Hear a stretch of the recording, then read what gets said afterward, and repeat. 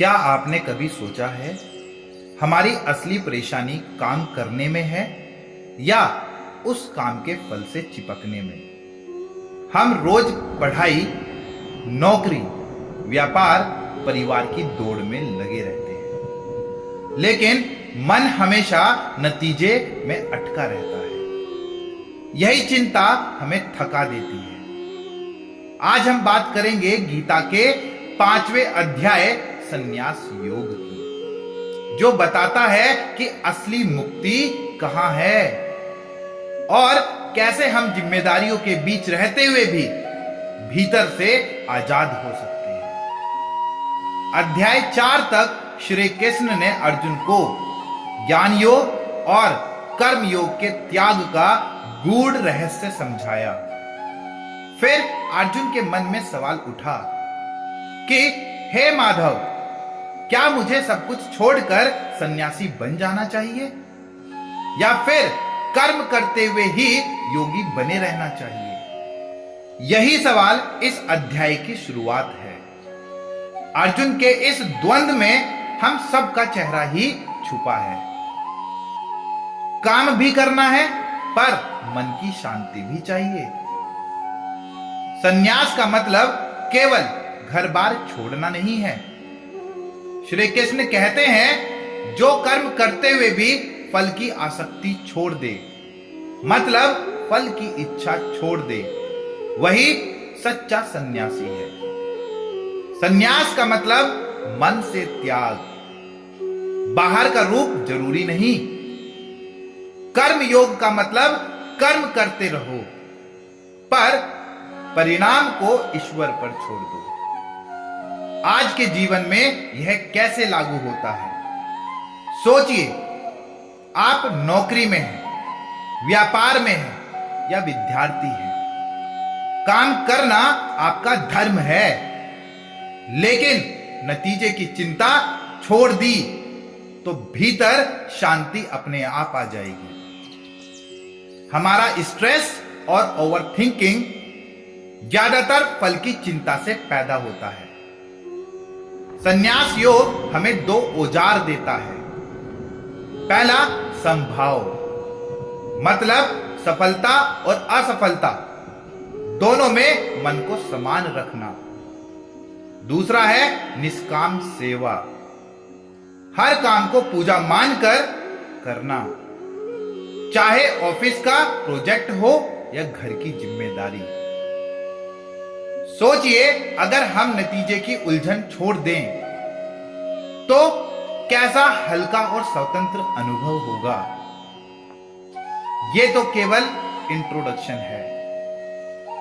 हम आगे के श्लोकों में देखेंगे कि श्री कृष्ण कैसे एक एक कदम समझाते हैं। कर्म करते हुए भी मन को कैसे पूर्ण स्वतंत्र और शांत रखा जा सकता है। तो आइए चलते हैं इस सफर की ओर। अगर यह ज्ञान आपको उपयोगी लगा तो वीडियो को लाइक और शेयर जरूर करें। क्या कभी आपको भी ऐसा लगा है कि जिंदगी के बोझ से थक कर सब कुछ छोड़ देना चाहिए? जिम्मेदारियां, काम, लोग, सब कुछ छोड़कर बस शांति ढूंढनी चाहिए। पर क्या सच में काम छोड़ देना ही शांति देता है या फिर शांति काम में भी भगवान को देखने से आती है? यही सवाल अर्जुन ने भी भगवान श्री कृष्ण से पूछा था। कभी आप कहते हैं कर्मयोग श्रेष्ठ है, कभी कहते हैं कर्म संन्यास। आखिर सच्चाई क्या है? और यहीं से शुरू होता है गीता का 5वां अध्याय, कर्म संन्यास योग, जहां भगवान सिखाते हैं कि काम मत छोड़ो, मन छोड़ो। आओ समझते हैं पहले 5 श्लोक सिंपल लैंग्वेज में, दिल से। श्लोक नंबर 1 का अर्थ है कि अर्जुन ने पूछा, हे कृष्ण, आप कभी कर्म संन्यास की बात करते हैं और कभी कर्म योग की। इन दोनों में से कौन सा रास्ता सच में श्रेष्ठ है? कृपया स्पष्ट बताओ। अर्जुन की तरह हम भी उलझे रहते हैं। काम करें या छोड़ दें? लोगों से जुड़े या सबसे दूर भाग जाएं?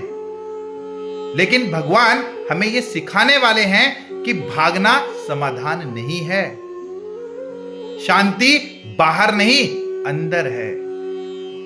काम छोड़ने से नहीं, काम में संतुलन लाने से मोक्ष मिलता है। श्लोक नंबर 2 का अर्थ है कि भगवान श्री कृष्ण बोले, संन्यास मतलब काम छोड़ना, और कर्म योग मतलब काम करते हुए भी मन को भगवान में लगाना। दोनों रास्ते अच्छे हैं, पर कर्म योग कर्म संन्यास से श्रेष्ठ है। यहां भगवान साफ कहते हैं, काम छोड़ना आसान है, लेकिन काम करते हुए शांत रहना कठिन है। असली साधक वही है जो भीड़ में भी ध्यान रखे और जिम्मेदारियों के बीच में भी संतुलन न खोए। भगवान कहते हैं, काम करते रहो पर मन भगवान में टिकाओ। यही है कर्म योग, डूइंग विदाउट अटैचमेंट। श्लोक 3 का अर्थ है कि जो न किसी से द्वेष करता है और न किसी वस्तु की लालसा रखता है, वही सच्चा सन्यासी है।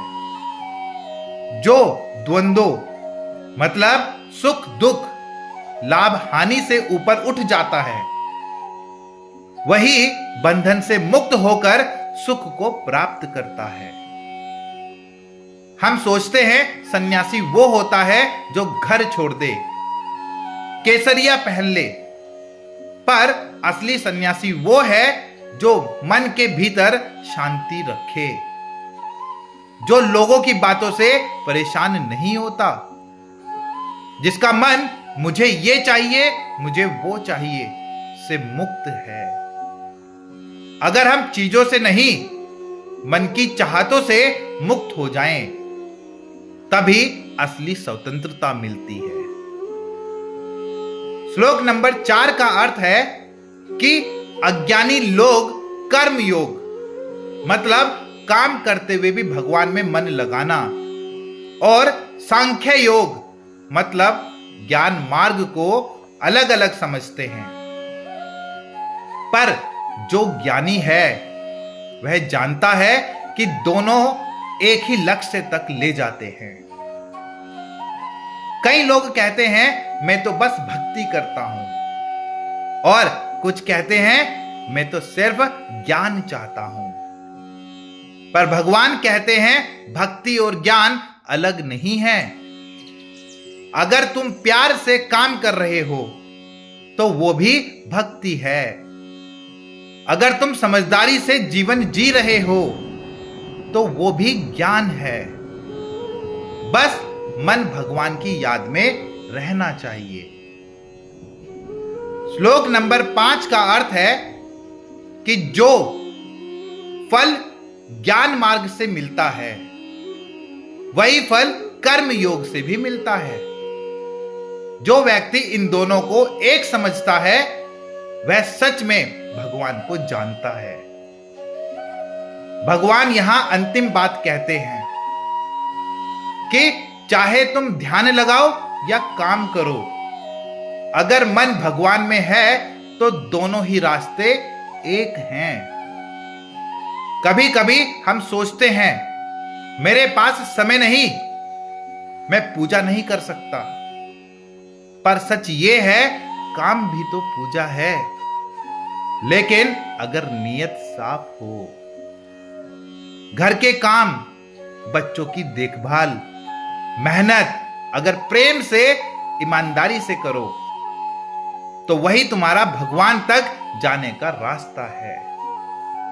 तो ये थे गीता अध्याय 5 के पहले 5 श्लोक, जहां भगवान श्री कृष्ण ने हमें सिखाया कि काम मत छोड़ो, मन का लगाव छोड़ो, यही कर्म योग है। कई लोग कहते हैं अगर भगवान तक पहुंचना है तो सब छोड़ दो, पर सोचिए अगर भगवान ने हमें ये जिम्मेदारियां दी हैं तो क्या उन्हें छोड़ना ही ईश्वर की इच्छा है या फिर उन जिम्मेदारियों को भक्ति की तरह निभाना ही असली तपस्या है। अर्जुन अब तक यही समझने की कोशिश कर रहा था कि क्या कर्म छोड़ना ज्यादा अच्छा है या कर्म करते हुए भगवान को याद रखना। और अब श्री कृष्ण अगले 5 श्लोकों में बताते हैं कि जो व्यक्ति भीतर से शांत है वो चाहे काम करे या ना करे वो मुक्त रहता है। आओ समझते हैं श्लोक 6 से 10 तक जो हमें मन की आजादी का गहरा रहस्य समझाते हैं। श्लोक नंबर 6 का अर्थ है कि हे महाबाहु अर्जुन, अगर कोई व्यक्ति बिना योग मतलब भगवान से जुड़ाव के संन्यास ले ले तो उसे बहुत कष्ट होता है, लेकिन जो योग युक्त है अर्थात जो मन से भगवान से जुड़ा है वह शीघ्र ही ईश्वर को प्राप्त कर लेता है। कई बार लोग सब कुछ छोड़कर सन्यासी बन जाते हैं पर अंदर की अशांति फिर भी रहती है, क्योंकि बाहर का त्याग आसान है, अंदर का नहीं। अगर मन में अहंकार, क्रोध, ईर्ष्या है तो चाहे जंगल चले जाओ, मन तो वही रहेगा। भगवान कहते हैं पहले योग जोड़ो, फिर त्याग अपने आप होगा। यानी पहले मन को भगवान में लगाओ, फिर बाहर की चीजें खुद बेमानी लगने लगेंगी। श्लोक नंबर 7 का अर्थ है कि जो व्यक्ति योग युक्त है यानी जिसका मन भगवान में स्थिर है, जिसने अपने मन और इंद्रियों पर विजय पा ली है, वह सब प्राणियों में भगवान को देखता है। वह काम करता हुआ भी पाप से अछूता रहता है। अगर आपका मन साफ है तो चाहे आप कोई भी काम करें वो काम आपको नहीं बांधता। जैसे कमल का फूल कीचड़ में रहकर भी गंदा नहीं होता, वैसे ही एक योगी दुनिया में रहकर भी भीतर से पवित्र रहता है। कर्म करते हुए भी मन को शांत रखना यही सच्चा ध्यान है। श्लोक नंबर 8 का अर्थ है कि जो व्यक्ति सच्चे ज्ञान से युक्त है वह यह समझता है मैं कुछ नहीं कर रहा, चाहे वह देख रहा हो, सुन रहा हो, छू रहा हो, सूंघ रहा हो या खा रहा हो, चल रहा हो, सो रहा हो या सांस ले रहा हो। वह जानता है कि सब ईश्वर की शक्ति से हो रहा है। ये वो अवस्था है जहां व्यक्ति अहंकार से मुक्त हो जाता है। वो कहता है मैं नहीं, भगवान कर रहे हैं। जैसे एक नदी अपने आप नहीं बहती, उसके पीछे गुरुत्वाकर्षण की शक्ति है, वैसे ही हम भी ईश्वर की शक्ति से चलते हैं। जब यह समझ आ जाए कि मैं कुछ नहीं, सब वही करवा रहा है, तब जीवन में शांति ही शांति रह जाती है। श्लोक नंबर 9 का अर्थ है कि ऐसा ज्ञानी व्यक्ति ये मानता है कि मेरी इंद्रियां अपने विषयों में लगी हैं, मैं नहीं कर रहा, सिर्फ इंद्रियां अपना काम कर रही हैं। वह बोलता है, देता है, लेता है, आंखें खोलता बंद करता है, पर जानता है कि यह सब केवल शरीर के कर्म हैं, आत्मा के नहीं। यहां भगवान हमें डिटैचमेंट सिखाते हैं। हम हर काम में मैं को जोड़ लेते हैं। मैंने किया, मैं जीता, मैं हारा, और इसी मैं से दुख शुरू होता है। अगर हम समझ जाएं कि काम शरीर करता है, आत्मा नहीं, तो अहंकार मिट जाएगा और शांति का दरवाजा खुल जाएगा। श्लोक नंबर 10 का अर्थ है कि जो व्यक्ति अपने सारे कर्म भगवान को अर्पित कर देता है और फल की आसक्ति छोड़ देता है, वह पाप से उसी तरह अछूता रहता है जैसे कमल का पत्ता पानी से। यह गीता का सबसे सुंदर प्रतीक है। कमल का पत्ता पानी में रहता है, लेकिन पानी उस पर टिकता नहीं। वैसे ही हम भी इस दुनिया में रहकर रिश्तों, काम और संघर्षों में रहकर ही निर्लिप्त रह सकते हैं। अगर हर काम से पहले मन में बोलो, हे भगवान, ये काम मैं आपको समर्पित करता हूं, तो कोई भी कर्म तुम्हें बांध नहीं सकता। यही है कर्म योग का सार। तो इन 5 श्लोकों ने हमें सिखाया कि असली त्याग बाहर नहीं, भीतर होता है। जब मैं मिट जाता है तभी शांति मिलती है, और जब कर्म भगवान को अर्पित हो जाएं, तो जीवन कमल की तरह खिल उठता है। तो कमेंट में लिखिएगा, जय श्री कृष्णा, हर हर महादेव। क्या आपने कभी ये सोचा है कि मैं इतना अच्छा काम करता हूं, फिर भी जिंदगी में दुख क्यों है? या फिर इतना पूजा पाठ करता हूं, फिर भी मन में शांति क्यों नहीं? शायद वजह कर्म नहीं, हमारी दृष्टि है। भगवान श्री कृष्ण हमें यही सिखाते हैं कि कर्म वही रखो, लेकिन देखने का तरीका बदलो। गीता अध्याय 5 के इन 5 श्लोकों में भगवान बताते हैं कि काम करने वाला शरीर है, आत्मा नहीं। जब ये समझ पक्की हो जाती है तो इंसान कर्म के बंधन से मुक्त हो जाता है। आओ गहराई से समझते हैं ये 5 श्लोक जो जीवन को हल्का बना देते हैं। श्लोक नंबर 11 का अर्थ है कि योगी लोग शरीर, मन, बुद्धि और इंद्रियों से ही कर्म करते हैं, लेकिन आसक्ति मतलब लगाव छोड़कर केवल आत्मा की शुद्धि के लिए। यहां भगवान सिखाते हैं, काम करो पर किसी नतीजे से मत जुड़ो। कई बार हम अच्छा काम भी इसलिए करते हैं ताकि कोई तारीफ करे या फल मिले, पर असली योगी वो है जो कहता है, मैं काम भगवान के लिए करता हूं, फल चाहे जो भी हो। ऐसा व्यक्ति धीरे धीरे भीतर से पवित्र हो जाता है।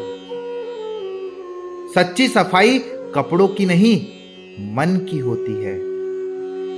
श्लोक नंबर 12 का अर्थ है कि जो व्यक्ति कर्म फल मतलब परिणाम की आसक्ति छोड़ देता है, वह स्थायी शांति को प्राप्त करता है। लेकिन जो व्यक्ति फल की इच्छा में बंधा रहता है, वह हमेशा बेचैनी और बंधन में फंसा रहता है। हम में से ज्यादातर लोग काम इसलिए करते हैं कि कुछ मिले। अगर ये हुआ तो अच्छा, नहीं हुआ तो गुस्सा, और यही हमारी शांति छीन लेता है। भगवान कहते हैं, फल की आसक्ति ही अशांति का कारण है। अगर हम सिर्फ अपना कर्तव्य निभाएं, तो मन में गहरी शांति आ जाती है। क्योंकि जब हम उम्मीदें छोड़ते हैं, तो जीवन बोझ नहीं, पूजा बन जाता है।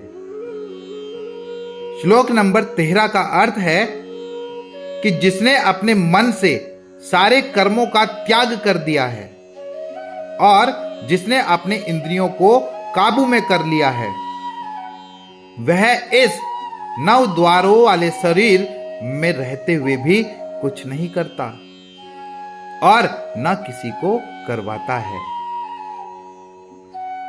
9 द्वार यानी ये शरीर, 2 आंखें, 2 कान, दो नथुने, एक मुंह और नीचे के दो द्वार। भगवान कह रहे हैं, जो अपने मन को नियंत्रित कर लेता है वो शरीर के अंदर रहकर भी बाहर की दुनिया में उलझता नहीं।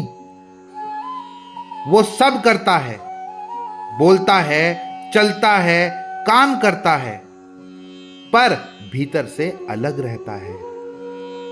यानी बाहर कर्म, भीतर शांति। यही है living in the world but not of the world. श्लोक नंबर 14 का अर्थ है कि भगवान न तो किसी को कर्म करने के लिए मजबूर करते हैं, न ही कर्म फल यानी परिणाम से जोड़ते हैं। यह सब मनुष्य का अपना नेचर उससे करवाता है। हम अक्सर कहते हैं, भगवान ने मेरे साथ ऐसा क्यों किया? पर सच्चाई यह है कि भगवान नहीं, हमारा स्वभाव और कर्म ही हमें वो स्थिति में लाते हैं। भगवान सिर्फ गवाह हैं, न्यायाधीश नहीं। अगर हमने सही बोया है तो अच्छा मिलेगा और गलत बोया है तो वही लौटेगा। इसलिए भगवान कहते हैं, अपना स्वभाव बदलो, जीवन अपने आप बदल जाएगा। श्लोक नंबर 15 का अर्थ है कि भगवान ना किसी का पाप लेते हैं और ना ही किसी की पुण्य लीला अपने ऊपर लेते हैं। मनुष्य का ज्ञान अज्ञान से ढका हुआ है, इसीलिए वह भ्रम में रहता है। हम अक्सर दूसरों या भगवान को दोष देते हैं, किस्मत खराब थी, ऊपर वाले ने साथ नहीं दिया। पर सच ये है कि अज्ञान ही हमारा सबसे बड़ा दुश्मन है। जब तक हमें यह समझ नहीं आती कि हम ही अपने कर्मों के कारण हैं, तब तक जीवन में भ्रम बना रहेगा। भगवान किसी को सजा नहीं देते, हम खुद अपने कर्मों से परिणाम बनाते हैं।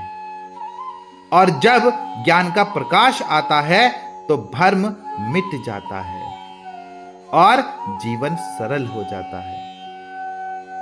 तो ये 5 श्लोक हमें सिखाते हैं कि भगवान कर्म नहीं, दृष्टि बदलने को कहते हैं।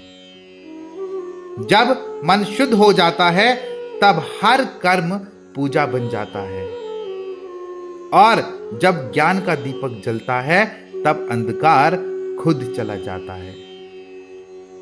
तो कमेंट में लिखिएगा, जय श्री कृष्णा, हर हर महादेव।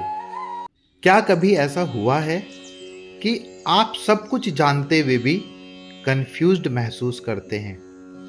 मन में अंधेरा है, रास्ता दिखता नहीं और लगता है कि अब समझ नहीं आ रहा क्या सही है। भगवान श्री कृष्ण कहते हैं, जब ज्ञान का दीपक जलता है तो अंधकार अपने आप खत्म हो जाता है। यानी समस्या नहीं मिटती बल्कि दृष्टि बदल जाती है। गीता अध्याय 5 के श्लोक 16 से 20 में भगवान बताते हैं कि कैसे ज्ञान का प्रकाश इंसान को मोह, द्वेष और भ्रम से मुक्त करता है, और जो व्यक्ति समान दृष्टि वाला हो जाता है वो हर व्यक्ति में, हर स्थिति में भगवान को देखता है। आओ एक एक श्लोक को अपनी जिंदगी की भाषा में समझते हैं।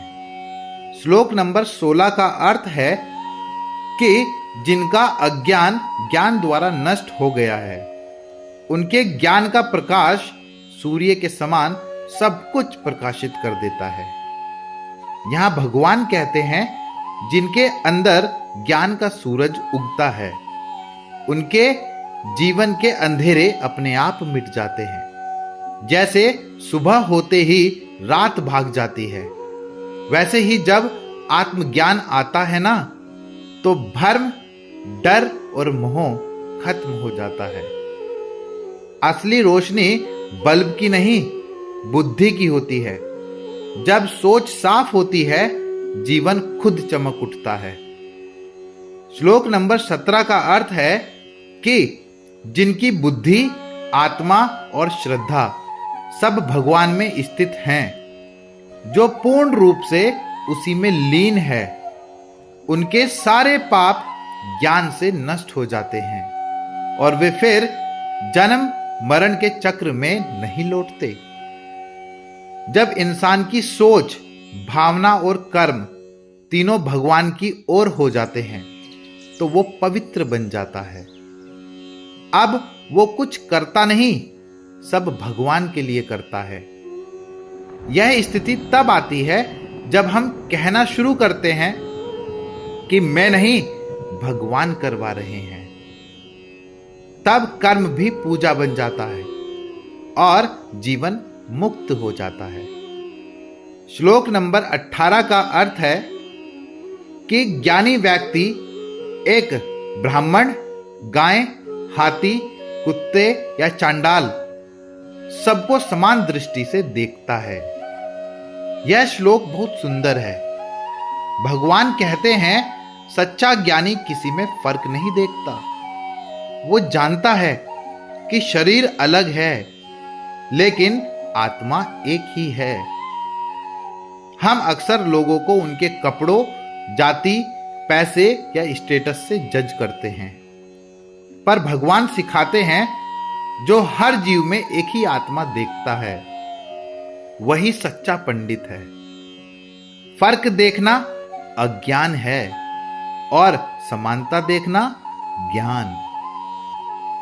श्लोक नंबर 19 का अर्थ है कि जिनका मन समानता में स्थित है उन्होंने इसी जीवन में जन्म मरण के चक्र को जीत लिया है, क्योंकि ब्रह्मा निर्दोष और समान हैं और वे उसी ब्रह्मा में स्थित हो चुके हैं।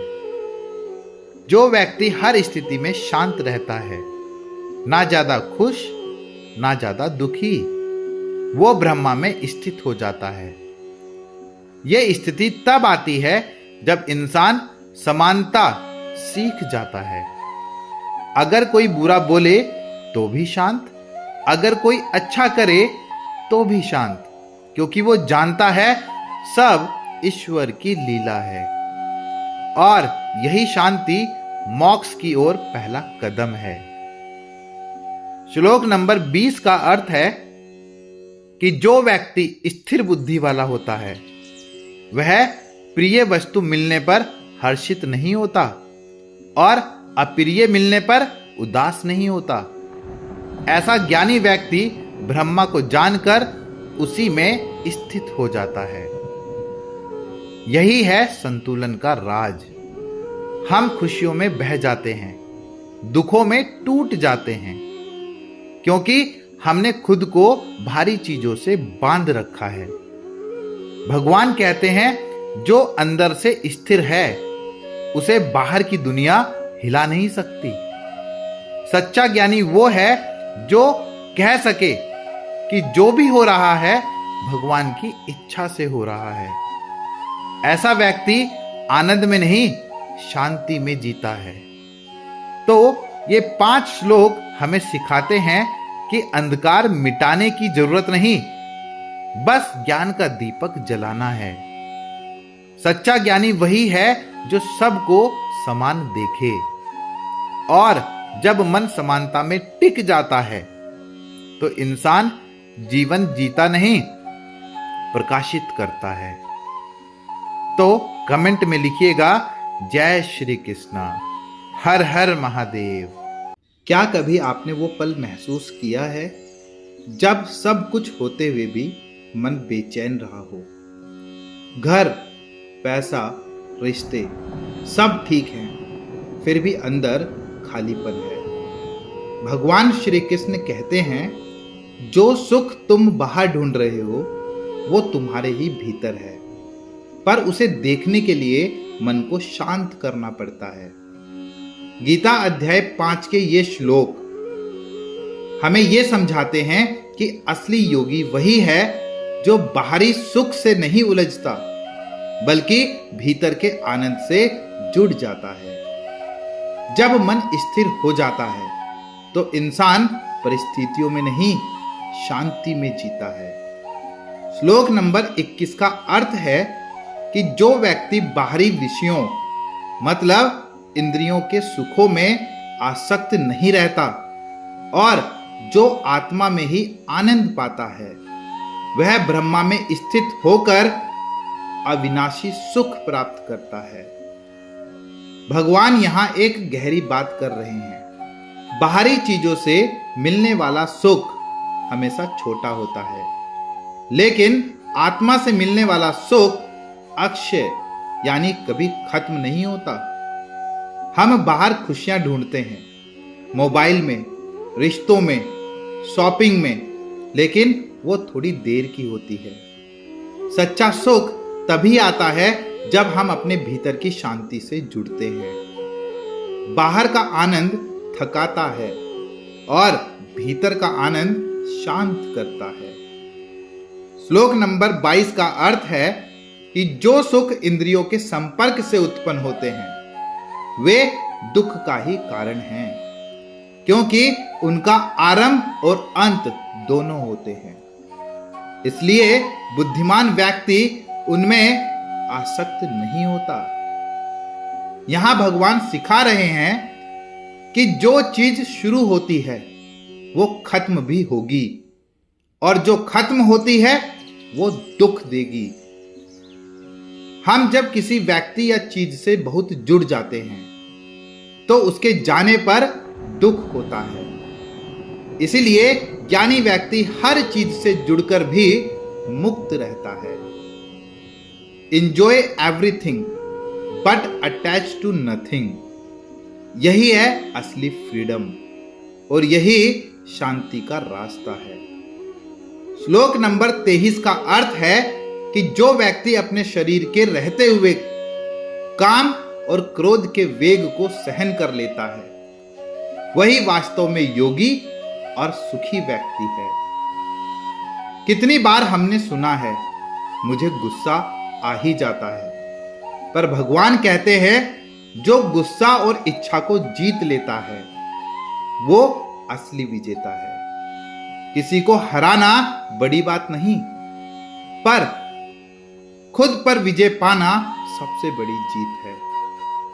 क्रोध, कामना और लालच, ये तीन ही हमारे दुख के मूल कारण हैं। जो इन्हें समझदारी से संभाल लेता है वो जीवन में कभी बेचैन नहीं रहता। यही असली सुखी व्यक्ति है। श्लोक नंबर 24 का अर्थ है कि जो व्यक्ति भीतर ही सुख पाता है, भीतर ही रमण करता है और भीतर ही प्रकाश देखता है, वही योगी ब्रह्मा में लीन हो जाता है और सच्चे मोक्ष को प्राप्त करता है। आजकल हम बाहर की रोशनी में जीना सीख गए हैं, लेकिन अंदर का दीपक बुझा हुआ है। भगवान कहते हैं जो व्यक्ति अपने भीतर आनंद ढूंढता है वो कभी अकेला नहीं होता। बाहर की शांति सिचुएशन से मिलती है और अंदर की शांति रियलाइजेशन से। जब मन भीतर टिक जाता है तो बाहर की दुनिया छोटी लगने लगती है और तब इंसान कहता है अब मुझे खुद में भगवान दिखते हैं। श्लोक नंबर 25 का अर्थ है कि जिनका मन नियंत्रण में है, जिनके पाप नष्ट हो गए हैं, जो सब प्राणियों के हित में लगे रहते हैं और जिनका द्वंद्व समाप्त हो चुका है, वे परम शांति प्राप्त करते हैं। भगवान यहां बताते हैं कि असली मोक्ष सिर्फ अपने लिए नहीं बल्कि सबके लिए प्रेम और करुणा रखने में है। जब हम सबके भले की सोचते हैं तो हमारा मन अपने आप शांत हो जाता है, क्योंकि अब वो मेरा और तेरा के खेल से बाहर निकल चुका है। यही स्थिति है जहां भगवान और भक्त एक हो जाते हैं। यहां से जीवन मुक्त नहीं पवित्र बन जाता है। तो ये 5 श्लोक हमें सिखाते हैं कि असली सुख बाहर नहीं, भीतर है। काम, क्रोध और आसक्ति को जीतना ही योग है। और जब मन सबके लिए भला सोचता है तो आत्मा ब्रह्मा से लीन हो जाती है। तो कमेंट में लिखिए जय श्री कृष्ण, हर हर महादेव।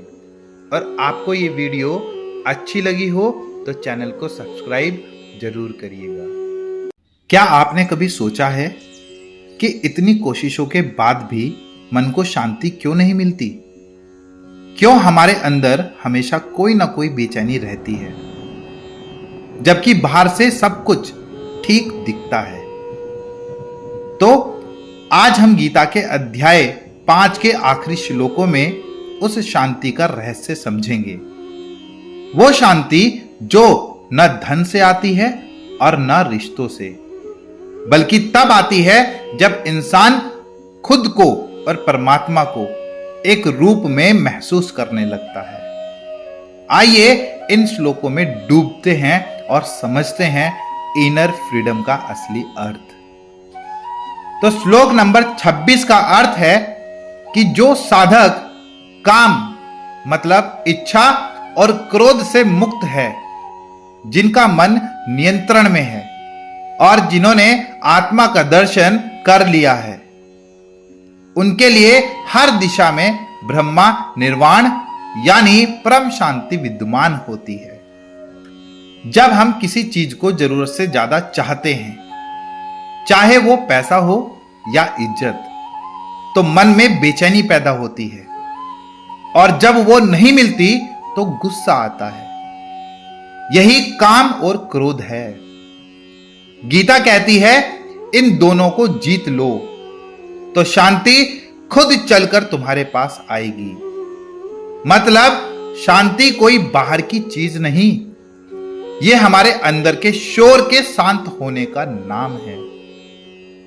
श्लोक नंबर 27 और 28 का अर्थ है कि जो साधक बाहरी विषयों से मन को हटाकर दृष्टि को दोनों बाहों के बीच में स्थिर रखता है और सांसों को नियंत्रित करता है, वह अपने इंद्रियों, मन और बुद्धि पर विजय प्राप्त कर लेता है। ऐसा व्यक्ति इच्छाओं, भय और क्रोध से मुक्त होकर सदैव मुक्ति का अनुभव करता है। जब आप ध्यान करते हैं या गहरी सांसें लेते हैं तो आपने महसूस किया होगा कि कुछ पल के लिए सब रुक सा जाता है, विचार भी, चिंता भी और डर भी। बस वही पल है मोक्ष का स्वाद। गीता कहती है जिसने इन अवस्थाओं को जी लिया, वो चाहे भीड़ में हो या अकेला, उसका मन हमेशा शांत रहता है। श्लोक नंबर 29 का अर्थ है जो जान लेता है कि भगवान सब युगों और तपों का भोक्ता है, सारे लोगों का परमेश्वर है और सब प्राणियों का सच्चा मित्र है, वह मनुष्य शांति को प्राप्त करता है। हम सब कुछ अपने नियंत्रण में रखना चाहते हैं, पर असली सुकून तब मिलता है जब हम समझते हैं कि कुछ भी हमारा नहीं है, सब कुछ ईश्वर का है। जब यह एहसास दिल से उतरता है तब मन से बोझ उतर जाता है। वहीं से सच्ची शांति की शुरुआत होती है। गीता का 5वां अध्याय यही सिखाता है कि असली स्वतंत्रता का मतलब कुछ भी न करना नहीं है, बल्कि सब कुछ करते हुए भी भीतर शांत रहना है। कर्म करते रहो, लेकिन दिल में मैं नहीं, भगवान करवा रहे हैं, ये भाव रखो। यही है कर्म योग और यही है जीवन की सच्ची साधना। तो कमेंट में लिखिए जय श्री कृष्णा, हर हर महादेव। क्या आपने कभी सोचा है हम हर रोज भागते क्यों हैं? कभी पैसे के पीछे, कभी नाम के पीछे, तो कभी किसी की उम्मीदों को पूरा करने के पीछे। लेकिन क्या इस भागदौड़ में हमने कभी खुद से पूछा, क्या मैं सच में खुश हूं? हम सब अपने अपने जीवन के रणभूमि में हैं। किसी के लिए घर ही कुरुक्षेत्र है, किसी के लिए ऑफिस और किसी के लिए खुद का मन। गीता का अध्याय 5, जिसे कर्म संन्यास योग कहा गया है, यही सिखाता है कि जीवन में भागो मत, बस जागो। यानी काम करो लेकिन आसक्ति के बिना। कर्म करते रहो लेकिन उस काम में खो मत जाओ। देखिए, हमारी सबसे बड़ी गलती यह है कि हम सोचते हैं अगर मुझे यह मिल जाए तो मैं खुश हो जाऊंगा। लेकिन जैसे ही वो चीज मिलती है, मन कहता है अब अगला क्या। यही चक्र कभी खत्म नहीं होता। गीता कहती है खुशी किसी चीज में नहीं है, खुशी तुम्हारे नजरिए में है। जब तुम अपने काम को भगवान का काम समझकर करते हो तो मन हल्का हो जाता है, क्योंकि तब तुम न जीत से डरते हो और न हार से।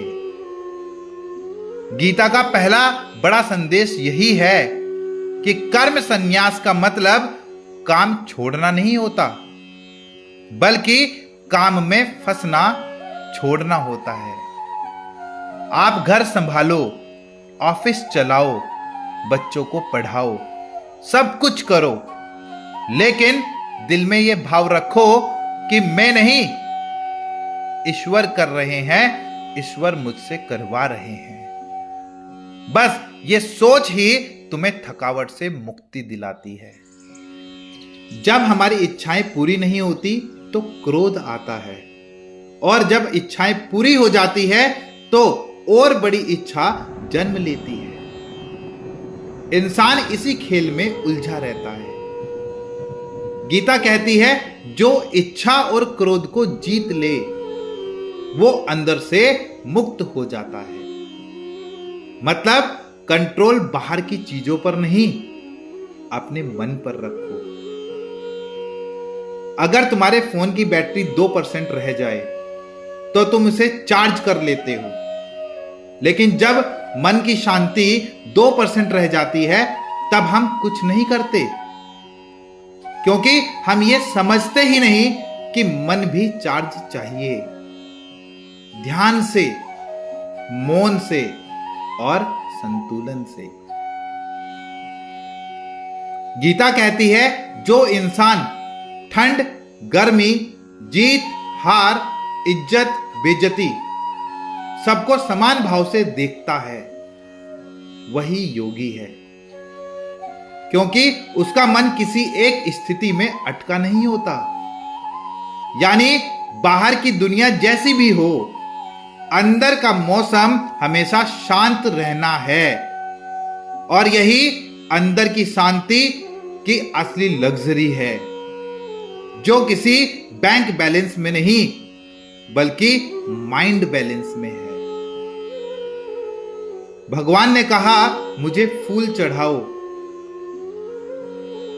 नहीं बल्कि मुझे अपने कर्मों में याद रखो। जब तुम किसी की मदद करते हो, किसी को माफ करते हो, किसी का दिल जीतने की कोशिश करते हो, तभी तुम भगवान की पूजा कर रहे होते हो, क्योंकि असली मंदिर दिल के अंदर है। अध्याय के अंत में भगवान कहते हैं कि जब इंसान समझ लेता है कि मैं सबका मालिक, सबका सच्चा मित्र हूं, तो वो मन से शांत हो जाता है, क्योंकि तब उसे डर नहीं रहता, न भविष्य का, न असफलता का। वो जान लेता है कि जो हो रहा है वही सही समय पर हो रहा है। बस यहीं से शुरू होती है मुक्ति की असली यात्रा। तो गीता अध्याय 5 हमें यही सिखाता है कि जिंदगी को रोकना नहीं है, बस बहाव में रहना है। कर्म करते रहो, लेकिन परिणाम की चिंता छोड़ दो। जब मन और कर्म में यह संतुलन आ जाता है तो वहीं से भगवान से मुलाकात शुरू होती है। क्योंकि गीता ज्ञान नहीं देती, वो हमारे अंदर शांति की आदत डालती है। तो कमेंट में लिखिएगा जय श्री कृष्ण, हर हर महादेव। अगर आपको ये वीडियो अच्छी लगी हो तो चैनल को सब्सक्राइब जरूर करिए।